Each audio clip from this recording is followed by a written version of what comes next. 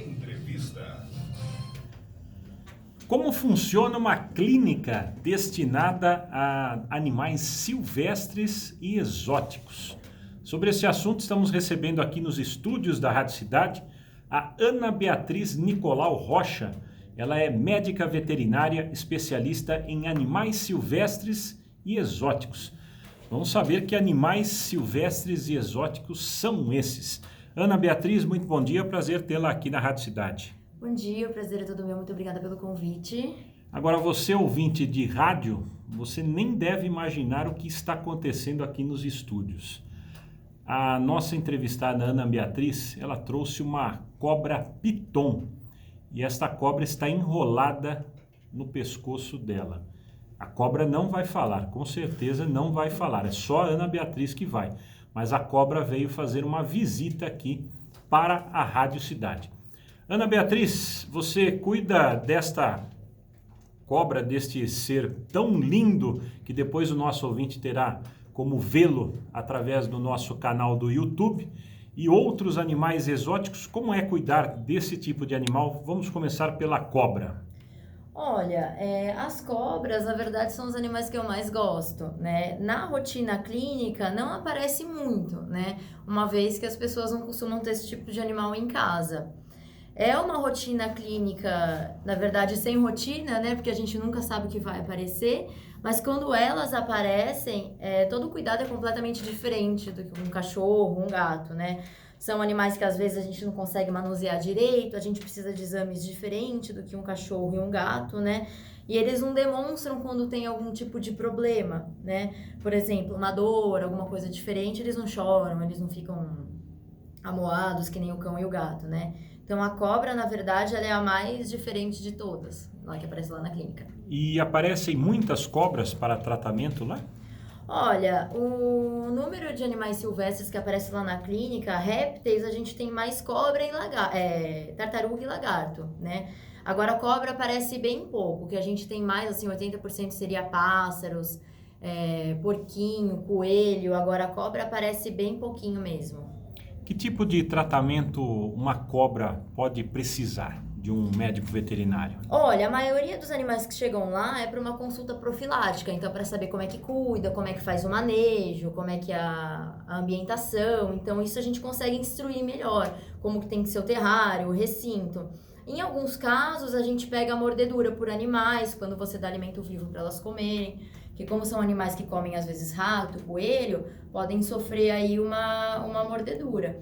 Então às vezes a gente tem que fazer o tratamento tópico das mordidas. Em alguns casos elas têm problema de boca, né, que é estomatite, aí a gente tem que tratar com antibiótico, né? Às vezes prolapso de cloaca, quando elas vão botar ovo e às vezes a cloaca fica para fora, né? Então a gente tem esses tipos de problema, mas a maioria que a gente cuida lá é para orientar melhor o proprietário, para poder falar sobre alimentação, etc. Como é que surgiu essa sua especialidade? Muitos médicos veterinários, a gente sabe que se especializam muito em cachorros e gatos, basicamente, né? Temos aqueles outros que cuidam dos animais maiores, cavalos, bois, vacas, né? Agora, se especializar em animais exóticos. De onde surgiu isso, Ana? Olha, então, quando eu entrei na faculdade, eu sempre quis fazer veterinária. Aí no meu primeiro ano, eu já trabalhava numa clínica veterinária com cão e gato só. E eu falava, não, porque eu vou tratar cão e gato, a minha paixão é cão e eu quero mexer com isso. Aí no meu primeiro ano de faculdade, num trote que eu tive, uma veterana minha comentou: nossa, você quer o quê, bichete? Eu falei, eu quero cuidar de cão. Ela olhou pra mim e ela falou assim, vixe, todo mundo quer cuidar de cão, né? Hoje eu entrei querendo cão e hoje eu cuido de silvestre. Eu olhei pra cara dela e falei assim, nossa, isso nunca vai acontecer comigo. Eu não gosto. Meu negócio é cachorro, é cachorro. E aí lá em Santos eu comecei a ter mais contato, lá pro meu segundo, terceiro ano, comecei a ter contato mais com o réptil, né? Então eu comecei a me apaixonar pelas cobras, aí eu pensei, né, em fazer esse estágio aí focado mais nos silvestres. Só que eu não gostava muito de ave. Então eu não sabia como lidar, porque eu não gostava de mexer com ave, eu não entendia muito bem de ave, eu ficava um pouco receosa. Aí no meu último ano eu fui estagiar numa clínica de silvestres, né, que hoje eu sou proprietária, e aí eu acabei vendo, a maioria era ave, né, calopsita, papagaio que chegava, e eu comecei a lidar mais com eles. comecei a ver os pássaros de outra forma. E aí eu me apaixonei completamente. Aí eu comecei a seguir essa parte de silvestre, vai fazer 3 anos que eu tô nessa área, né? E agora eu penso que aquela veterana tinha falado pra mim, realmente, eu queria cachorro e hoje eu não me vejo fazendo outra coisa senão lidando com esses bichos mais estranhos, né? Agora, esses bichos, eles podem ser criados em casa? Tem alguma restrição? Olha, a gente tem restrição sim, alguns tipos de cobra eles são ilegais e outros conseguem ser legalizados, né? A gente tem que ter muito cuidado com essa parte legal, em relação à denúncia, tudo que você pode vir a ter problemas, né?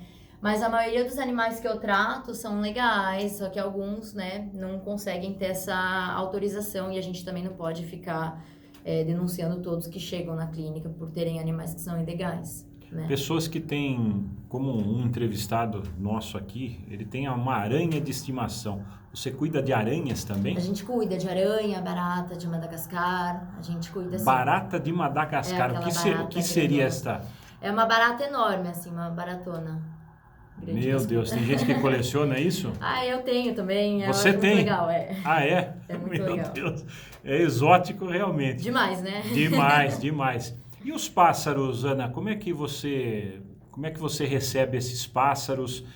Tem muita gente que encontra pássaros pela rua e leva para você tratar e depois acaba adotando esses pássaros. Sim, encontra bastante. Inclusive, semana passada eu tive uma pomba que ela achou na rua que estava sendo atropelada. E ela cuidou dessa pomba, cuidou, e na hora de soltar, a pomba não quis ir embora, ficou com ela, né? A gente sempre tem que tomar cuidado quando a gente pega o animal da rua, porque eles são silvestres, eles são selvagens, né? Então a gente não pode simplesmente achar um animal na rua e colocar na gaiola. Para tratamento, sim, a gente faz dessa forma. Só que às vezes o animal ele tem um contato grande e acaba se identificando com a gente, então a gente não consegue soltar. Por exemplo, maritaca, quando é pego o filhote, você não consegue devolver na natureza. Eu conheço sabiá, rolinha que pegaram para cuidar, anu, pegaram para cuidar e não conseguiram mais soltar. Então são animais que na natureza a reintrodução a gente não cogita, né? Então ficaram com o proprietário mesmo, levou lá para cuidar, porque achou na rua, achou machucado, ou achou muito filhote porque caiu do ninho, levou pra gente. A gente deu as instruções, ficou lá na casa da pessoa e nunca mais voltou pra natureza, mora lá. Nós temos aqui em Jundiaí, inclusive, umas capivaras que circulam aí no meio das vias públicas. Essas capivaras podem ser consideradas animais exóticos também? Sim, as capivaras, elas são grandes roedores, elas são consideradas animais silvestres, né? Elas fazem parte da fauna do Brasil, então elas são consideradas silvestres. A gente tem uma diferença entre animais silvestres e exóticos. Silvestres são aqueles que são da nossa fauna, né? Por exemplo, um arara azul, um mico-leão dourado. Agora, um animal exótico seria uma piton, algum tipo de lagarto, né? Temos animais que não são aqui do Brasil, então eles são considerados exóticos. No caso de cobras, essa cobra ela não é venenosa, essa cobra que você segura nesse momento aqui no nosso estúdio, a piton, mas tem outras cobras que são venenosas. Tem gente que coleciona esse tipo de cobra também e leva para você tratar essas cobras? Olha, eu já recebi algumas cascavéis, né? Na verdade, mais de resgate para a gente poder reintroduzir, cuidar, que elas estavam doentes. Eu conheço algumas pessoas que têm esses animais peçonhentos em casa, cascavel, jararaca, naja, né? Mas para tratar eu nunca recebi, assim, teria que ser um cuidado super diferente, um manejo bem mais perigoso, né? Esses outros animais que a gente vê aí, onça, que às vezes escapa da Serra do Japi, você já recebeu algum tipo de animal desse, algum felino desse maior? Já ano passado, o meu sócio da clínica, ele é veterinário só de onça, o Jorge Salomão. Então ele cuida só dessas onças, onças pardas, onças pintadas. E ano passado a gente recebeu um filhotinho de onça parda, né? Que agora elas estão na guarda de outra instituição. E ele chegou bem pequenininho, debilitadinho, bem filhote. A gente começou a alimentar, cuidar dele. Hoje ele tá uma onça enorme, lindo, tá grandão. E o Jorge é responsável por cuidar dele e de mais algumas onças que chegaram lá, que perderam a mãe, que ficaram órfãos. Então a gente já recebeu onça, gato do mato, jaguatirica, né? Ele pega bastante, ele cuida bastante, ele é especialista nesses grandes felinos. E o tratamento de uma tartaruga que tem aquela casca, a famosa casca grossa dela ali. É difícil tratar uma tartaruga? Tem alguma questão especial que as tartarugas sofrem mais? Então, a maioria das tartarugas que eu já peguei lá, né, os jabutis, são problemas de pneumonia, né, porque alguns filhotinhos são mais sensíveis.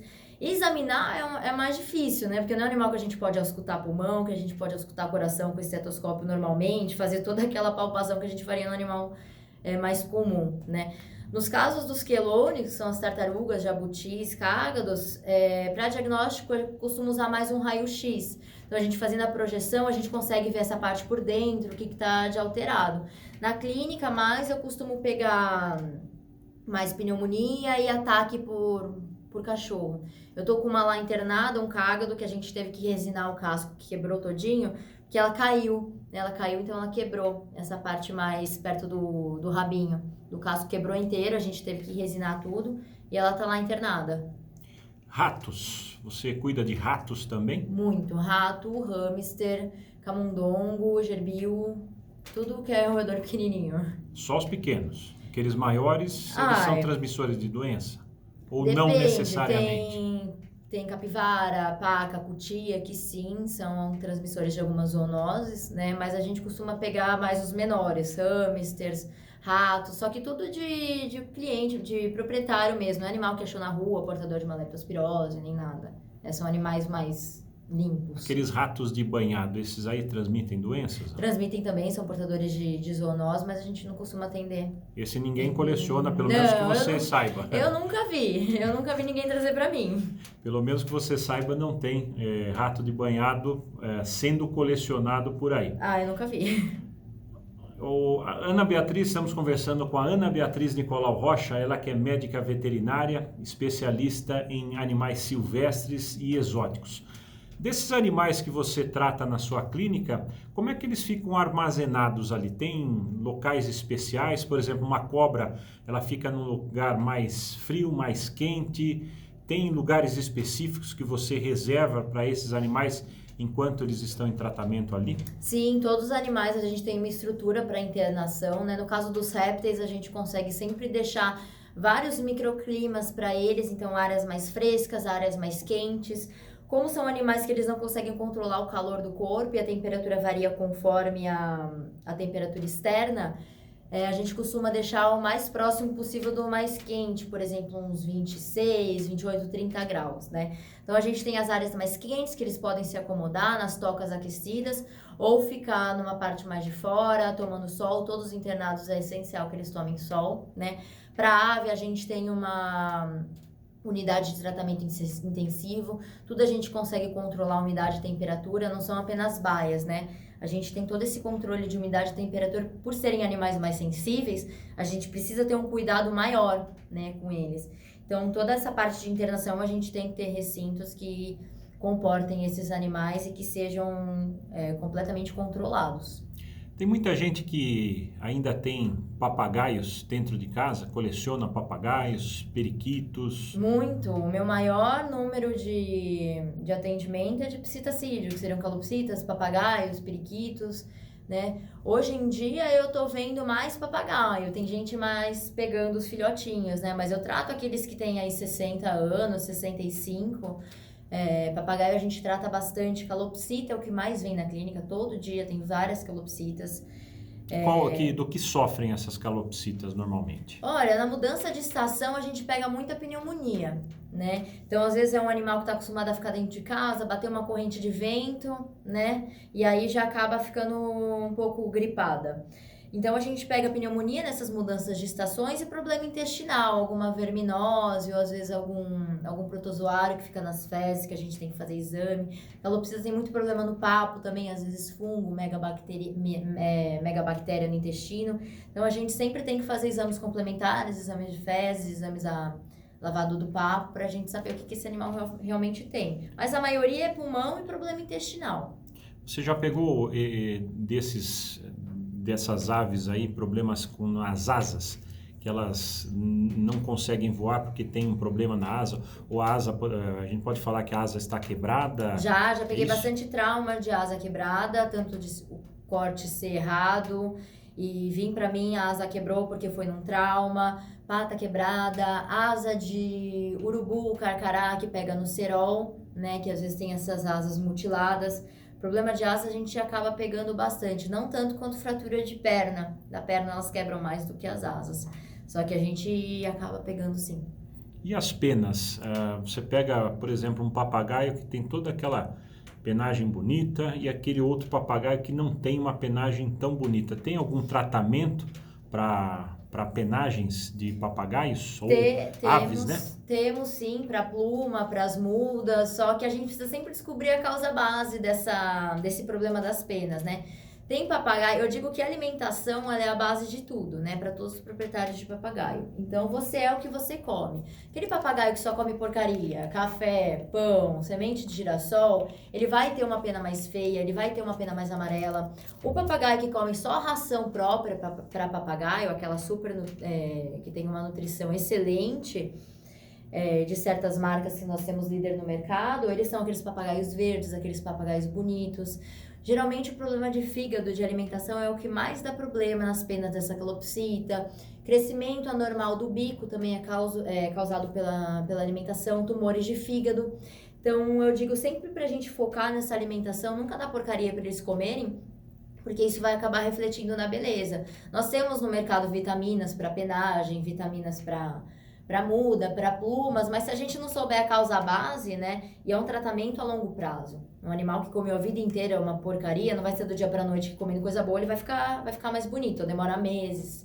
Quando você tira o animal do seu habitat natural e leva ele para casa, seja casa térrea ou apartamento, isso daí muda bastante a vida desse animal, né? Ele passa, como você falou, a questão dos pássaros, né, que às vezes sofrem com uma corrente de ar diferente. Acaba acontecendo isso com esses animais? Sim, com certeza. Na natureza são animais que eles voam, então não é qualquer corrente de vento que vai, né, deixá-los gripados. Agora, um animal que está criado desde sempre em cativeiro, bateu uma corrente de ar, nunca teve contato com vento, sempre acaba ficando mais gripado. Mas é um problema a gente tirar os animais da natureza e colocar para nossa casa, né? A não ser que seja um animal legalizado, já nascido em cativeiro, que não sabe o que é a natureza, aí já a gente não tem tanto impacto. Agora, a partir do momento que você tira aquele papagaio filhote da natureza, aquele macaco filhote, que são animais de bando, para ficarem solitários na sua casa, isso é você condenar, né, a vida desse animal. É muito, muito triste para eles. Você trata lagartixa ou... Lagartixa não, lagartos? Trata. Ou os dois? Trato lagarto. A lagartixa é um animal que nem todo mundo tem em casa, né? Mas a anatomia deles é parecida com a dos geckos, por exemplo, que são aquelas lagartixas pintadinhas. A gente trata, sim, problema em gecko, geralmente problema de vitamina, né? Falta de cálcio, falta de vitamina A nesses animais. Mas lagarto a gente trata também bastante. Iguana, teiu, lagarto. O tratamento de iguana, lagarto são parecidos? Bem parecidos. De iguana, de pogona, de teiu, é bem parecido. Interessante é você falando alguns nomes aqui. Tem nomes que eu nunca ouvi falar de animais existentes e são animais existentes na nossa fauna. Sim, na nossa fauna. O teiu, ele é da nossa fauna, a iguana, né? A pogona não. A pogona já não é daqui, mas também não é muita gente que tem, que é aquele dragãozinho barbado. Né? A gente acha mais gente. Ele é maior? Ele é maior que a iguana? Ele não é maior. A iguana ela é bem maior, né? O pogona ele é mais achatadinho e ele mais tem uns achatadinho. espinhos, Ele é meio... Tem vários padrões de cor, né? A iguana seria mais verde, mais puxado pro marrom. Agora o pogona ele puxa mais pro laranjinha, mais tom de areia. Você já tratou porquinho da Índia? O que mais chega lá também, além das aves, é porquinho da Índia. Porquinho da Índia, a gente pega bastante. Coelho.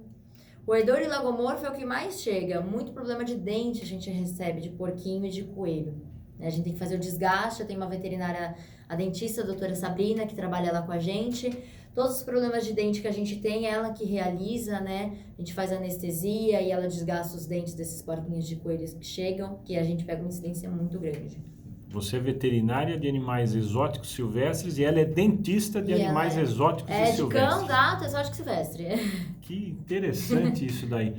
E borboletas? Tem problemas com borboletas? Dá para tratar uma borboleta? Eu nunca vi, ninguém nunca me trouxe uma borboleta. Aí não, né? Não, eu teria que estudar essa parte mais de inseto, né? A não ser a barata de Madagascar e as aranhas, agora a borboleta seria mais complicado, né? É um animal muito sensível, você tocou nela, se quebra.